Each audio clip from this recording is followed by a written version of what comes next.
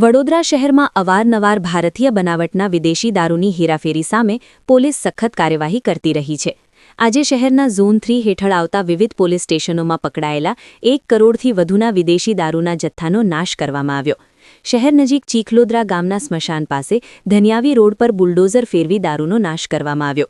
આ કામગીરી પોલીસના ઉચ્ચ અધિકારીઓની હાજરીમાં પાર પાડવામાં આવી. સમિતિના અધ્યક્ષ તથા નાયબ પોલીસ કમિશનર ઝોન 3 અભિષેક ગુપ્તા, નાયબ કલેક્ટર વી.કે. સાંભળ તેમજ મદદનીશ પોલીસ કમિશનરો અને નશાબંધી આબકારી વિભાગના અધિકારીઓ સ્થળ પર હાજર રહ્યા. પોલીસે સ્પષ્ટ સંદેશ આપ્યો છે કે શહેરમાં દારૂની ગેરકાયદેસર હેરાફેરી સામે આવું જ કડક પગલું આગળ પણ ચાલુ રહેશે.